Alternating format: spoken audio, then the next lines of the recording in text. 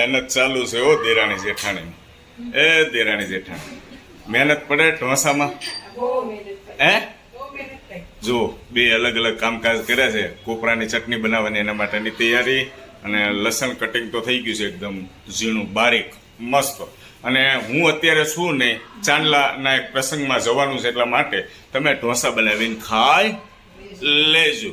આજે સાંજે જમવામાં કંઈક સારું સારું મળશે એવું લાગે છે. લસણની સુગંધ આવે છે. કિરણબેન કંઈક સારું જમવાનું મળશે એવું લાગે છે. આખા મકાનની અંદર નીચે પાર્કિંગમાંથી સુગંધ આવતી હતી લસણની. જો લીલું લસણનું કટિંગ થાય છે દોસ્તો, એક નંબર ઝીણું. શું બનાવવાનું છે? ઢોસા. અમારી કિરણબેનને બહુ ભાવે એટલે બનાવવાના છે. ને ઢોસાના સ્પેશિયાલિસ્ટ મારા વાઈફ છે, તો તમને ખ્યાલ જ છે. પેપર એકદમ ગોળ મસ્ત બનાવે.